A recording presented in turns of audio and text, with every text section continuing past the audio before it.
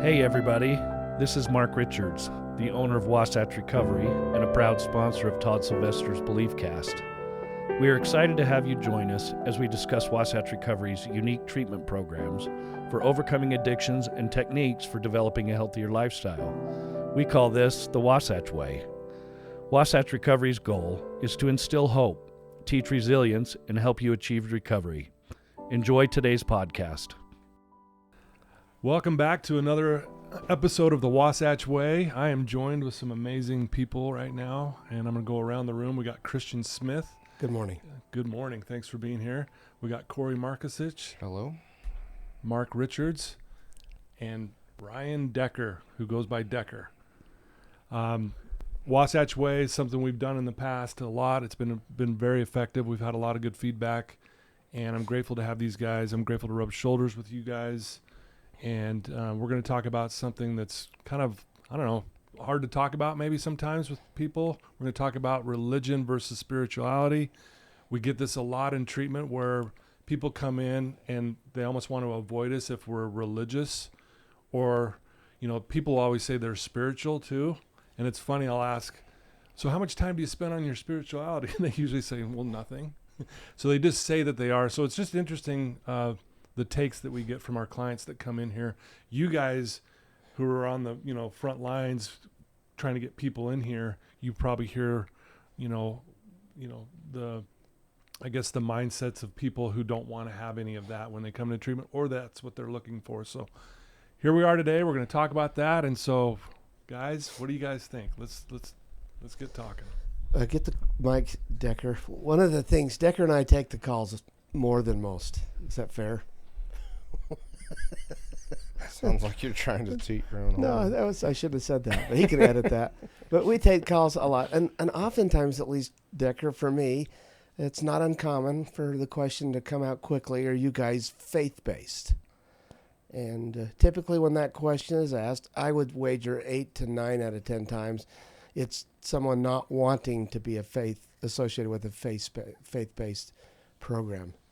You have that, Decker? Oh, yeah. And I think it's pretty common, too, like when people kind of get to that spot that they need to come to treatment, I think they've kind of lost sight of some of, their spirituality or their religion or whatever it is, because you kind of get to that dark place when, some might say that that's when you need it the most, right? Okay, this all started, the topic kind of was thrown out yesterday. And as I pondered it through the day yesterday and the night, I'm reminded of a gal that we all know who's known throughout the country in our industry and resides here, Laura McBride. And some years ago, Laura and I were talking about the role of faith in treatment. And I noticed I used the word treatment. And she quickly shut me down and said, at that time I was affiliated with a faith-based program that's local. And she quickly shut me down and said, there is not such a thing as faith-based treatment. And so we started talking, and here's what I came from that. I'd like to hear you guys' thoughts. When she said the word treatment, I didn't really hear it, because I do think there's a place for the road to being recovered in utilizing the what do they call it in the research, community morale type of deal, which would include faith. But what I think we do in treatment is religion is not, faith is not in treatment. It's a great way for many people to maintain a recovery on the road to being recovered. What do we think about that? Yeah, I agree. I mean, I think that you have to figure out, well, what is spirituality and what's religion? Because they are different. Mm-hmm. They are, in the assessments that we do, there's a section that comes to that, and the first question is, are you religious? Or it says, are you affiliated with any religion? Yeah. 90% of the time when I ask that question, they say no, and it's an immediate no, like it's a no, and I just say okay. And then the very next question is, do you consider yourself spiritual? And 90% of the time they say yes. and it's more of I even sometimes get a smile, or they get emotional, or there's just a difference. So I think, I'm curious to even see what you guys think. Like, what's the difference? Because I know what I think, but I don't know. What do you think? Different. I think, first of all, just going to the way Wasatch does treatment, we're somewhat of a holistic program. And so we're often talking about our mind, our body, and our spirit. So if we're not congruent with our mind and our body and our spirit, if we're missing one of those pieces of that triangle, if you want to call it that, we're missing out on something. And so, if we go to the concept of religion versus the concept of spirituality, I think, like Decker said, a lot of people are in a dark space when they first come into treatment. And if you just take the next step of your two questions, Corey, do you believe in God? Might be the next question. And a lot of them at this point go, I don't know. Mm-hmm. Or, yeah, I believe in God, but it might not be your God, or it might be. So there's so many different ways to view, I think, going towards the spirituality piece, I agree. When it comes to God and what they believe. But obviously religion is organized, it's structured, it's something that is directed towards a specific purpose for that particular religion, if you want to call it that, I guess. Mm-hmm. I agree. That's exactly how I view it, because I grew up, a specific religion. I grew up LDS, and that was kind of how my view of religion was kind of molded. As I got older and learned of other religions, actually my family, my dad was a convert to the LDS faith, and so I had a lot of Catholic kind of education as a kid, and so I knew there was other things, other organizations out there, but it was interesting to me that they all kind of led to God and had their own little kind of flavors on it. But I think I was lucky, growing up, that I didn't know it at the time, but I was taught what spirituality was. And so later in life, looking at things and learning things, it helped, because religion is an organized thing. And I don't think, I'm not here to say one's better than the other. One, fits other people, but spirituality fits them all.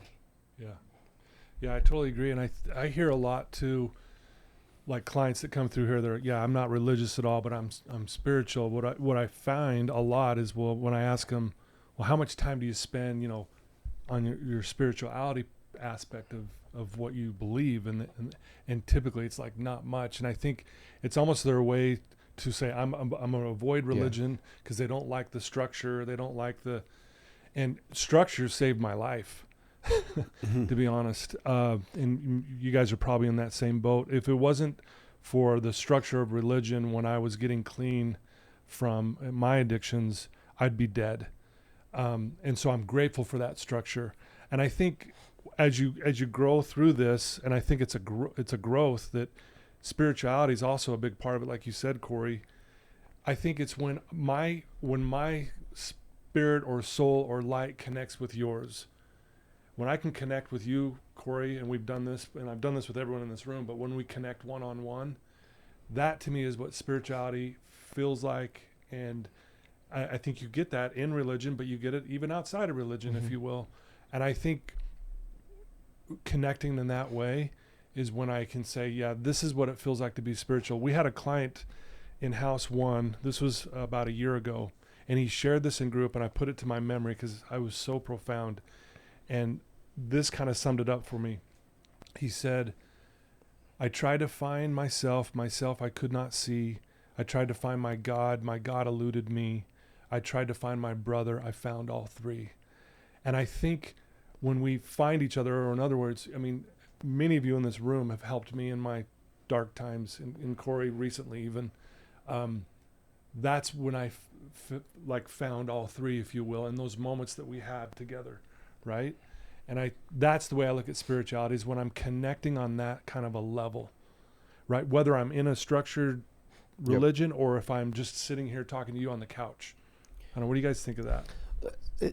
My thoughts are when we get clients come in here, the vast majority of them are spiritually bankrupt, which makes sense to your point, Corey, that, oh yeah, I don't want anything to do with the religion. And I think a large part of that is because, at least in the culture that we live in, and those that are listening, all 5 of us here are active members of the predominant religion. And I mean active. Yet most of us in this room, if not all of us, have been to that place where we were spiritually bankrupt, and partially because we confused religion and spirituality. And that's something Corey talked about a little bit. We've confused that to think those are the same thing. And I think we've all learned, and I would advocate that they're not. They're totally different. The spirituality that I really long for and I need, without offending anyone, Dad, I don't find it in a church building. In fact, sometimes I go to that church building and find resentment. Oh, you're in trouble. You're in deep trouble now. Yeah, Dad's going to get me for this. What do you think, Decker? Yeah, I'm not going to touch on that because I don't want my mom to hate me either. In my experience, coming in through Wasatch 8.5 years ago, right, I was religious, right, but always striving for perfection that wasn't attainable, right? And what's crazy is when you get to that point, of using drugs or alcohol, right, you got this fog where I think it's a little bit harder to give and receive love and, emotions and stuff like that. And, when I was in treatment, that's when it was heavy, right? And I was hitting my knees more than ever, and then I had this new clarity on what spirituality is and love. You guys you're not here in the room. I've worked here for over 2 years, and I can count on one hand how many times I've seen Ryan Decker tear up and become vulnerable. I know he is. I know that's his heart, but I say that so that those listening can understand what he just said, the conviction he has to it. I don't think you need to out him. And to me, this is the spirituality that we're referring to. I just felt it when Decker just said what he said and the way he said it, and to see his emotion in it. I just felt, if you will, we just had a God experience. I'm just going to be honest, and people might go, what? That's what it's about. And we're not in church now. We're just in this teeny little office, and we just had this experience thanks to Ryan and being vulnerable. And but that to me is the essence of spirituality. There's you ever heard, is it Miller? Lisa Miller. There's a woman named Lisa Miller, and she's been on several podcasts. She's written a book called The Awakened Mind, or something like that. You heard of it? Yeah. So she's this woman, this professor that has done all this research on spirituality, and it was kind of by accident. Like, she was a psychologist, if I remember right, and she was trying to do some research on depression, and it spilled into, is that right? Was it Lisa Miller? She's the best-selling author of The Spiritual Child and The Awakening Brain. The Awakened Brain. That's what it was called. So her first initial thing was depression. It was like, I got to figure out how depression works. And I think, if I remember right, even she had a little taste of it in her life. And it led her down this path of scientific research. Okay. This was like MRIs and all this like stuff that you can see on a computer. And she fell into spirituality. And it even made her like, oh my heck, I can't deny this. And they could see brains where people that had spirituality, and we're not talking religion. She does a very good job in her stuff where she's like, hey, religion can be part of it, but spirituality can be a walk in the woods. It can be what we have just now. It can be going to church. It can be whatever it is. But they literally can see, and you can look this up because I didn't believe it either until I saw it myself. But the pieces of the brain that where we reason and where we feel and different things in depression, it kind of atrophies. So it's weaker. It's not there. And people that say I have spirituality and I practice spirituality, it's strong. And I can't remember the numbers, I'll have to look it up, but it's this huge astronomical rate that if you have spirituality, depression, I'm not saying that it cures it, but it helps it. It definitely helps it. I think talking about what Decker said was very important. To be vulnerable is to feel that spirituality. If you're not vulnerable, it's hard to feel that spirituality that we're talking about. And it can be anywhere at any time, just like we felt here. I know that all of us have our own passions, and everybody out there has a passion for something. So I look around this room and, you know, Decker, being the hunter that he is, gets up on the mountain and the sun comes up, and there's something spiritual about that. And all of a sudden you see this huge elk, and now you're going, okay, this is what it's all about. And you feel like you're almost in heaven, in a sense, if you want to call it that.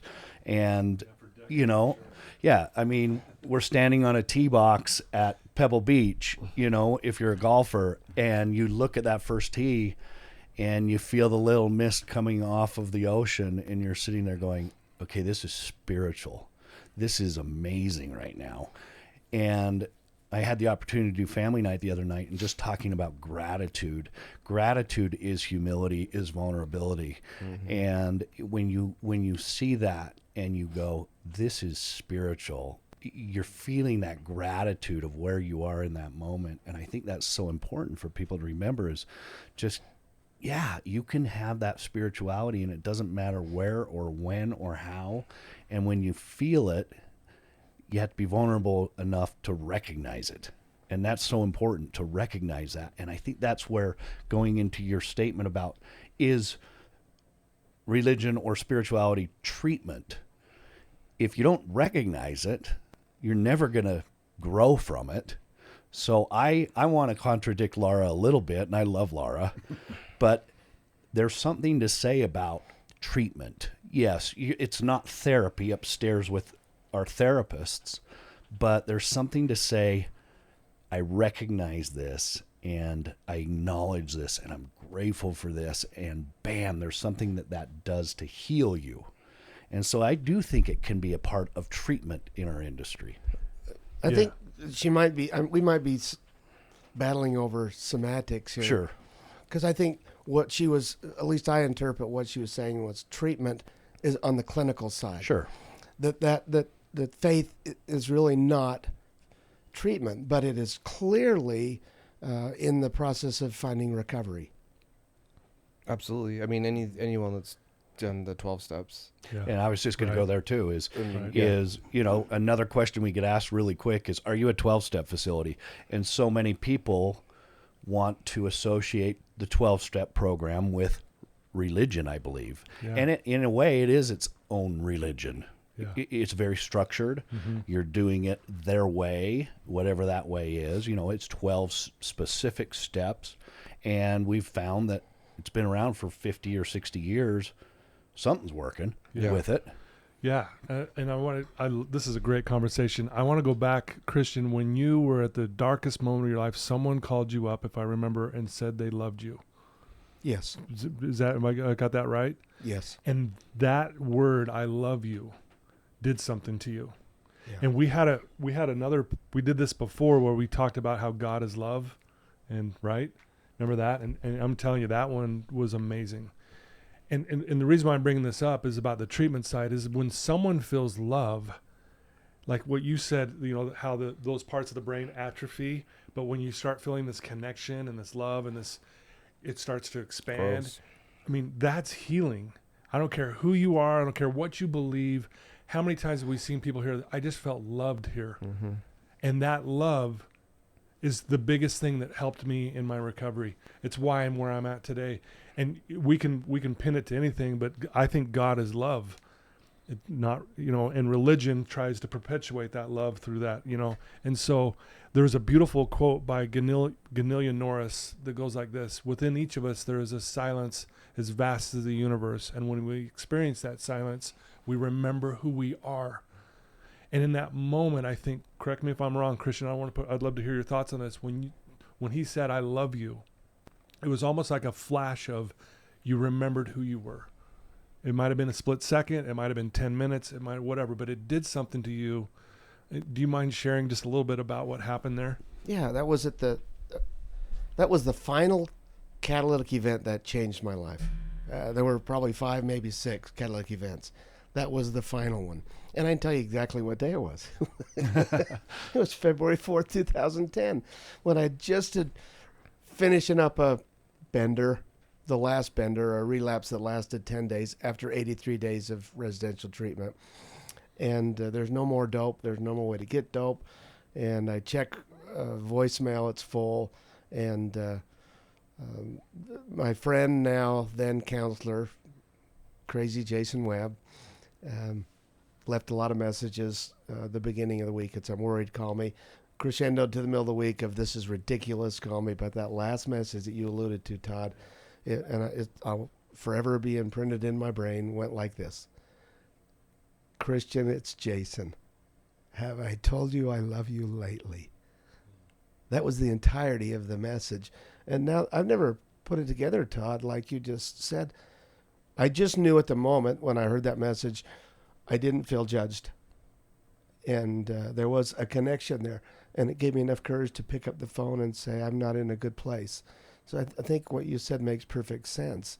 That here I am, spiritually bankrupt, longing for connection / love. And it came to me in a brief moment in the form of a very, very short voicemail. I think something else you said, Corey and Mark, I do believe most of our clients come in spiritually bankrupt. And to mark your point of treatment and spirituality, I think I'm messing with words, and no offense to Laura or anything. I love Laura. I love to just throw out the opposite. She probably wouldn't listen to this, but now it's going to find her. Yeah, I hope it finds you, Laura. Yeah. Never listen to one. Now she's going to find this one. But it makes sense. The spiritual part is a natural progression in the treatment. When we have somebody come in spiritually bankrupt, maybe even agnostic, atheist, or at least angry at God, and then we the Wasatch Way is a frickin' wonderful way of love. We are client-centered. We exude as much love. No treatment program in this country exudes more love than Wasatch Recovery. And so clients feel that, and that is the road to finding spirituality. And then if somebody wants to, in my opinion, take, okay, I got spirituality, and then move over and combine their spirituality with attending a building, God bless them. If that's what many of us do. I do that. I won't speak for anybody, but I do that now. Well, and I think, like what Mark was just saying, I think some of them find that in the 12 steps or AA/AA, right? Because it is like a religion. It's very organized. It's got, parameter. I mean, but it is based around God, and I do know that's where some people get hung up with it. But even in the big book, there's a chapter for the agnostic. Right? And so, but it is. I know that 12 steps with me, like when I was first learning, that was kind of what I was exposed to, and it helped me. And I think probably because I had a background in religion, and it helped me like, oh, okay, so I can, there is hope, right? I mean, I think that spirituality, AA, religion, whatever you want to do, like, it gives you hope. Well, I love that you guys both just said, because this is the Wasatch Way. When Jeff and I were starting this program, we knew nothing. We knew nothing of the industry. We knew nothing. But we're kind of lovable guys. And when we started, we very specifically said, what do these people need? And all we came up with was hope and love, and we'll be successful. And because we knew that most of these people at this point have lost hope, and then a lot of them have burned every bridge in their life, and they need some love. They need a third party to continue to love them, because it's difficult at this point. with families and friends and all these things. So it's great that you two just said that, because that's exactly what we started this program about, is just hope and love. And we put that right in our, mission statement. And that was it. That's all this program is based on. Hope and love. When I answer that question, when I was telling you about the two questions with the assessment, and the first is religion, no. Second is spirituality, and they're like, oh, heck yeah. How I always follow it up is, okay, great, because that means you have some hope. Yeah. And if I don't care what you believe in, I don't care if it's the tree is your spirituality right now, it gives you some hope. Because if you believe in something bigger than you, then you have hope. Otherwise, it's a very scary world to be in. Well, right. You have to believe in something greater than yourself, whatever higher power it is, right? We always say, okay, the doorknob, whatever. But you have to, because half of us in this room shouldn't even be here. Nope. Right? Like, clearly there's something greater that's kind of helping us kind of navigate through these hard times, because, there is a lot of people that don't make it. We are the lucky ones. And I know it's, family and friends, battling to try to get you to get help when you can't see you actually need it is a ton, but clearly it's not by chance that we've made it this far. I agree. I mean, every person in this room, I think most people out in the world can say there's been times in my life where I shouldn't be here, and we're still here. Yeah. And so I often say that to my addicts, they shouldn't be here. Yeah. Most of them at this point, and overdoses and whatever, seizures and you name it, and they shouldn't be here. Yeah. So I think that goes to the next point of spirituality, and that is purpose. Yeah. It creates a purpose. Yeah. So we got to find purpose in this world, and if we don't have any purpose, we float. Yeah. And it takes away our ambition, and it takes away our want to be better if we have zero purpose. And that's what I love about spirituality, is it creates the purpose. Well, and can I add to that? And sorry, I'm throwing out all these quotes. I like it. But there's a quote Googling them as he's just sitting here. Yeah. No, I'm not. No, you bastard. Gotta edit that. There's a quote by Pablo Picasso that says, "The meaning of life is to find your gift. The purpose of life is to give it away." And honestly, you think about, you just said it, Decker, that most of us, if not all of us in this room, should not be here. And it was because someone gave away their gift to us, if you will. Someone left a voicemail. I know there's been people in your lives, Corey, that saved your life. Same with you, Mark, the stuff that you've been through. Decker, oh my goodness. You're the one guy in this room that's actually been through Wasatch. And you have experienced what Mark said, the love and the hope firsthand. And I'll tell you, that to me is the gift that people are giving away. And I'll be honest with you, this is a good reminder for me today, because I've been, on August 5th, which is coming up, I'll be 34 years clean. Congratulations. Which is amazing. But I tend to forget that the gratitude of I shouldn't be here, and that God and structure and spirituality, all of that love saved my life, and I'm grateful for that. So it's a great reminder. And I look at Decker here, and to see that where he was 7 years ago, 7.5 years, is it 8 now? Wow, 8 years clean, right? Decker. Christian, you've been clean how long now? 14? Yeah. And Corey? 24 hours. Oh, way to go, Corey. Wow, well, we're going to do a new episode here. 18 years. 18 years, and think about that in this room, how cool that is that now we're giving away the things that we've learned to these people who come in usually at day one with no hope and no love and no... Anyway, I just want to say how grateful I am for all this. Thank you, Todd. I have a question on that. Makes me think. And I'm just going to ask you guys. So when the world's falling apart and everything was crappy, we've all been there. What did you guys do? I just want to know. Like, when everything was falling apart, what happened? Who'd you reach out to? What happened? Hold on. When you say falling apart, what do you mean? Like when you had no hope. Yeah. That's the lowest point. Not necessarily just addiction. I'm just saying life. Like when you had no hope. Yeah, lowest point. What were you doing? I'm not saying what got you there. I'm saying what were you doing to change? I'll go. Go ahead. Go ahead. Just real quick. For me, it was honestly on my knees praying and asking for help. And I honestly, for those who don't know my story, I'm praying to someone that I hope was there. I wasn't raised religious. I didn't know anything. And I thought, this is my last ditch effort. I'm going to give this a shot. And so it was in that moment of just, this is it. I'm either doing this or I'm killing myself. And that's when my life changed. It was when I literally got on my knees and said, God, if you're there, I need help. That's what I did in my darkest moment.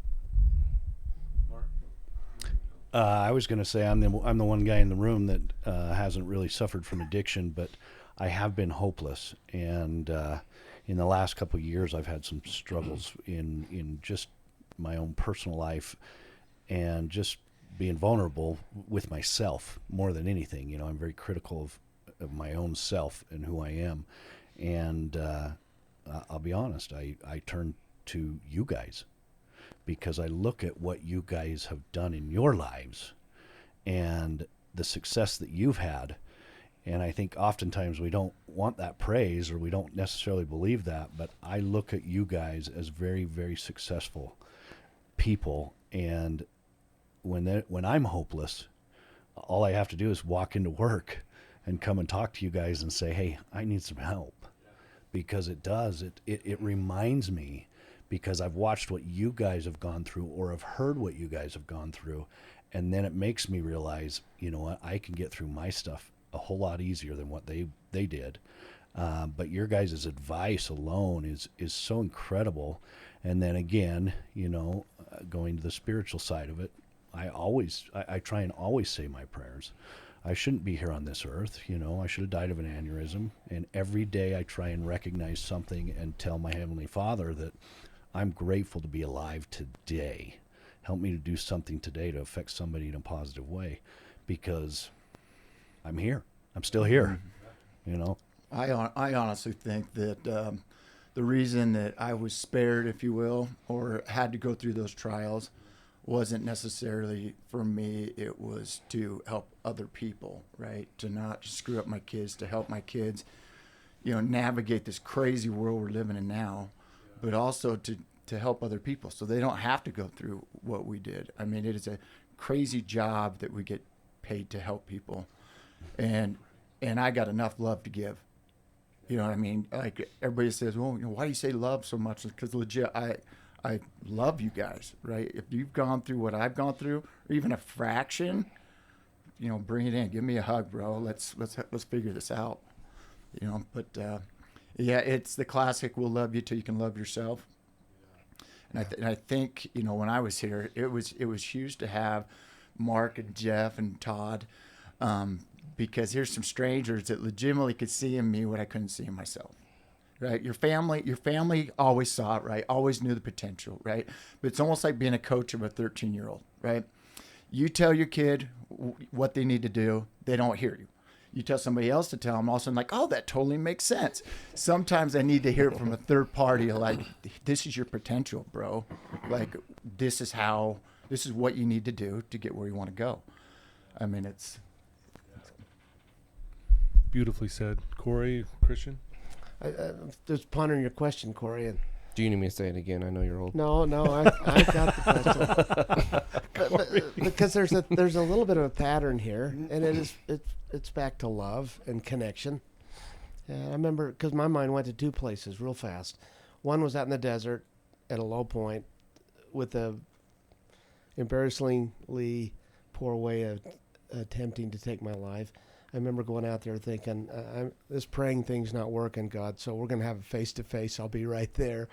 Well, that didn't work out. But the last time, the lowest point, I was down at the block behind a dumpster that was enclosed. You know how the business have enclosures around the dumpster, with a crack pipe in my hand and no crack, and screamed to the heavens somewhere around 2 a.m, where are you, God? And as I heard others, I thought, I'm not sure what the purpose of your question was. I hope you'll elaborate. But for me, my mind went to, when we get to our lowest points, at least I and a couple others here, God was one of the first places that we were reaching out to. What the heck, God? And it could be substituted for, Todd, love was what we were looking for, really, wasn't it? Totally.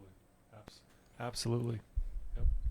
Actually, that I was hoping that was the way it was going to go, because if it didn't, I didn't know what I was going to say. Because for me, same. Like when I distinctly remember when everything hit the fan and I knew, things were falling apart, and like Mark was just saying, I hit my knees. Like it was, and I didn't have like a specific, okay, help me, I'm in trouble, blah, blah, blah. It was, I needed comfort.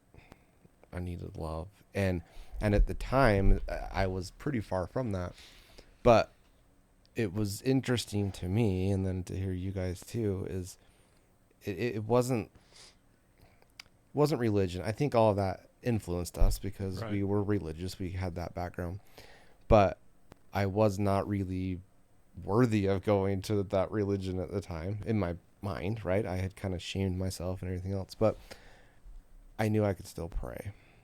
I knew I could still ask for help. And I knew even there was a part of me that I didn't think I deserved love. There was a part that thought, okay, I need something. And yeah, it's interesting to hear everyone. That was a gamble. I'm glad it paid off. But it is, I think, and that's spirituality. That is it. I mean, doesn't have to be praying, doesn't have to be, it's all these things, and it fits for you. I mean, for you it was this situation, for you it was this situation, but really once you boil it all down, it is the same. I took your words. That's Sorry. almost like a mic drop, almost, right? It's almost like if we say anything else, we've ruined this thing. No. Oh, here But we go. Christian will say ruin something. it. I don't want to I don't want to detract from that. There we go. And I should have said this experience later or earlier. Years ago, I'm early in recovery, briefly out of treatment, and I'm not sure what I'm going to do about religion. And I come from this really religious family, and I go to my dad, who's my hero, and meet with him privately. And what the intent was, this is what it looked like. Dad, I don't think I'm going to go back to the church. And I'm prepared for him to go, are you out of your mind, dude? And verbally accost me, with his kind of love. And instead, I got something along the lines of, son, I don't care if you ever step foot in a church building again, which caught me by surprise. Like, wait, what? Yeah. And it was dead serious, no sarcasm. And then he followed it up by saying, what I do care is that you have a relationship with Christ. And I won't ever forgive that, because that gave me freedom to, you're serious, Dad? I don't have to go to church? And that's when I started to figure out the difference between religion and spirituality. And since then, I've obviously chosen to incorporate those two things. But I loved a wise dad who said those words of, I don't care if you go to a building ever again. What I do hope and care is that you have a relationship with what he knew was the God of my understanding, Jesus Christ. That makes sense? Mm-hmm. Absolutely. Well, and what Mark was saying with me is, I go to the mountains, no cell phones, no distractions, just family and just peace. And I think a lot of times when I was going through my darkest moments, I remember sitting in a hospital bed after an ambulance right after a seizure, tears rolling out of my eyes, just asking for help, right? Because clearly nobody else could help me, right? And there's something not right with me for sure. But when I'm on a mountain, it's almost like I'm closer to, my dad that passed away, grandparents. It's more like a spirituality, which I don't think it's like when you say it doesn't have to happen in a building. I honestly have my most spiritual moments when I'm alone or with family away on a mountain, right? And I had to find my own spirituality, and I went to the churches, tried to find it, and then until I got clear-headed enough to really start finding my own testimony, if you will, right? That's when things got good. And yeah, I'm not perfect. I'm not even close to perfect, nor will I ever be, but I don't need to be, right? I got my relationship with my higher power, and it is what it is, and I've been through hard stuff, and things are good, and it's like, being present in the moment. I think you can really start to understand spirituality, right? A lot of times with the chaos of the world, we aren't present, right? And another thing that with spirituality is giving it away, like Todd taught me all those years ago, is, give it away. Give it away. And when I'm doing service, that's when I feel the best, right? Spiritual. It begs a good question. Beautifully said, by the way, Dick. Thanks. I'll start and then go around Corey, Mark, and Decker. You already said. I'll follow up with you, and then Todd finish it off. Where do we find our spirituality? Decker, on the mountaintop.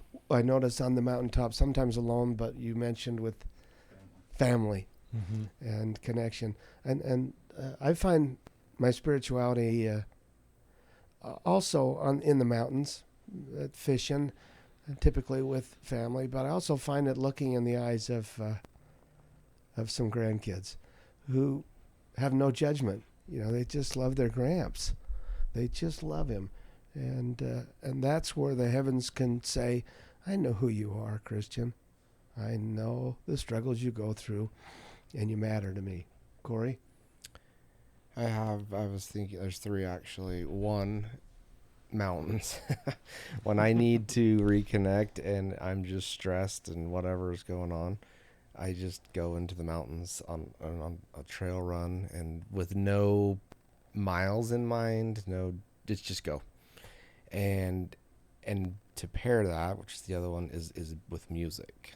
And I don't specifically choose music. It's kind of weird. Even some of my family teases me about this, but I'll just put something on shuffle or whatever and just kind of be like, hey, what do I need to hear? And it blows me away. And it's not always the best music. It's just all of a sudden I'll hear some lyrics of something, and I'm like, holy crap, that. I hate when that works that well. And sometimes I'm telling you, it's not always the best music, but I'll hear something. I'm like, oh, that's pretty good. But the other one is with my kids, and it's funny that is something, because, and it's not like I just hang out with them and all of a sudden I'm like, oh, I'm transcendent, to the heavens. But I mean, whether it's just hanging out with them or boating with them or being with them, I kind of step back and I'm like, this is awesome. It's fun, and not just my kids, my family. I have my wife, my 2 kids, and my family. So we have this little kind of pod of 4, and we're pretty crazy. We've got a lot going on in our lives. But when there's times where we're just kind of hanging out, like boating or anything, it's pretty cool. I kind of just take a step back and be like, this is what it's about. And that's when I feel connected, and I'm not don't get these answers of this is what you're supposed to do, but I do feel comfort, and that's what I feel is kind of my spirituality and God, that's him speaking to me. When I pray and ask for things, it's not like I get this, yes, do this, turn left, turn right, When I was a kid, I used to joke about that, okay, if he knows that I'm walking down the street, I'm going to go left, I'm going right. That was my brain. That's exactly how I did things. Yeah. And so when I would ask, I can see that. Yeah. I'm going to trick him. And so I didn't like that, right? I didn't like the planned out, everything was this way. And as I have matured and learned, that's not it. We get to choose. And when I ask for things, I don't get the answer of, yes, do this. It's more of a comfort of, well, do what you need to do and I'll be there, which sometimes sucks, but it's the way that it works. My spirituality, it comes from my family also. That's probably my cliche answer, from my grandkids. That's where a lot of purpose is set in my life. But I'll be honest, this is spiritual to me, sitting here with you guys, coming to work, being able to work with people who, as we can hear from this conversation, how important families are in this part of the world, how important spirituality is in this world, to be able to come and serve people, to be able to help them repair those relationships that are so vitally important for us in our own spirituality is spiritual to me. And I value that. I value that every single day. I really do. And then lastly, just when I get on my knees and pray, that's very spiritual for me. That's a good moment for me. Love it. Beautifully said. Anything you want to add to what you said, Deck? Yeah. So, great question, Christian. I mean, without fail, it's always when I see my grandchildren, because they remind me of who I am and what I have forgotten. And, you know, even my own children, you know, they say if your children want to hang out with you when they're older, that is true success. And I'm grateful my kids at this point still want to hang out with Dad. And I really do. That's where I feel spiritual and the connection with God, like Corey was mentioning. But if I'm getting more personal, I like to do a lot of really difficult things.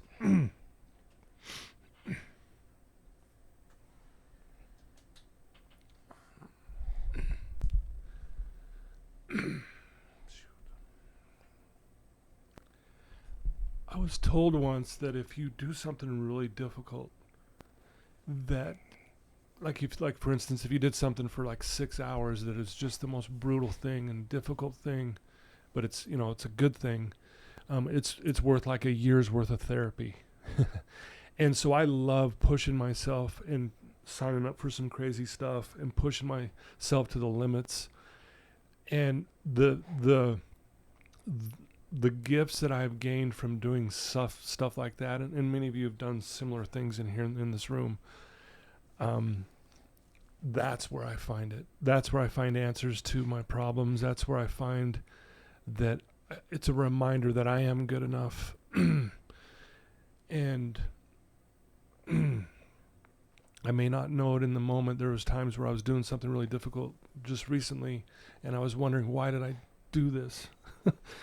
But it was a few days later where I felt this overwhelming rush of gratitude and connection and love. And that's when I was like, man, that's why I did it.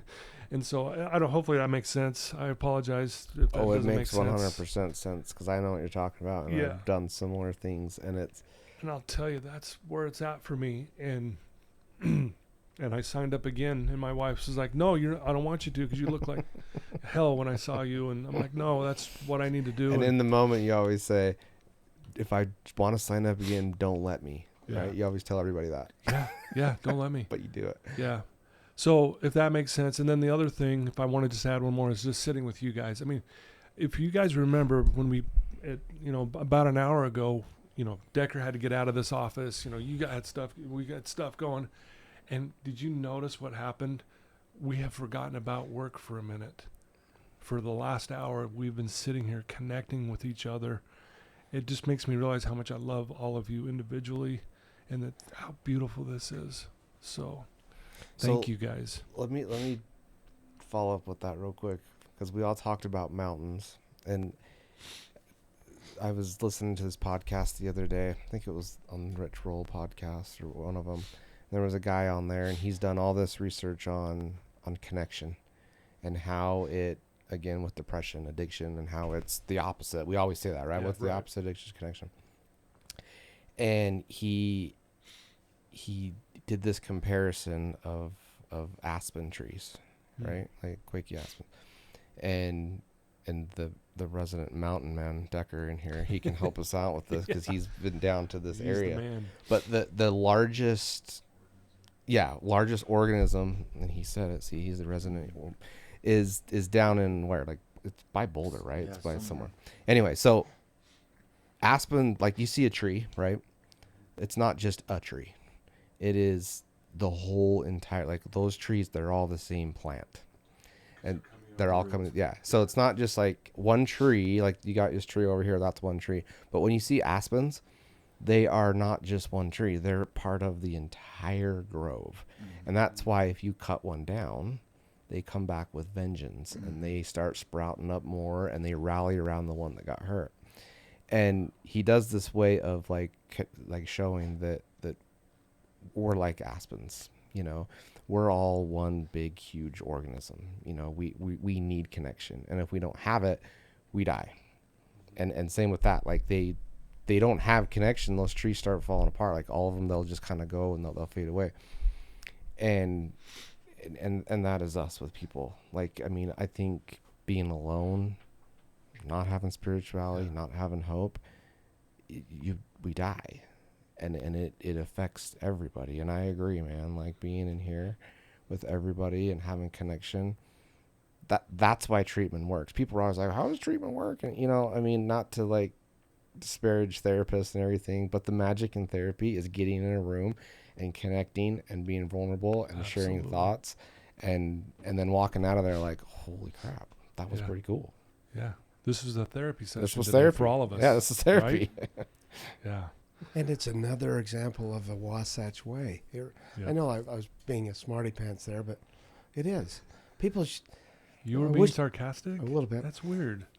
If we'd had a camera in here or anybody been in here, there's a lot of spirits, a lot of love in this room the last hour, and it's fun to sit here and watch. Particularly watching Decker today, it's been fun. You are high on the mountain right now, buddy. Yeah, that's because he's going on the mountain this weekend. Yeah, he's leaving. He's leaving right now. He's already got it pre-set up, and he's already there. Yeah, yeah. Well, we could do this all day, but we do need to wrap it up. I want to thank you guys for taking some time. Again, we're joined with Christian Smith, Corey Markisich, Mark Richards, and Ryan Decker. They are the core of this place, and I'm grateful to call them friends and to be able to work with them. Truly, the Wasatch Way is different. We're definitely not perfect here, but man, like Decker said, you feel love and hope when you get here, and that is the key. Mark, maybe let me ask you just to wrap this up.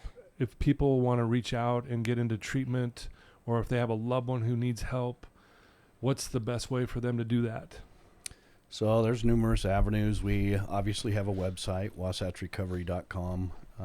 Our contact information is on there, but we always like to leave our main number here, and it's 801-901-0024, and you can be expecting to talk to Decker, Christian, or myself if you call that number. And you're always welcome to call me direct on my mobile at 801-898-7778. And feel free to call anytime.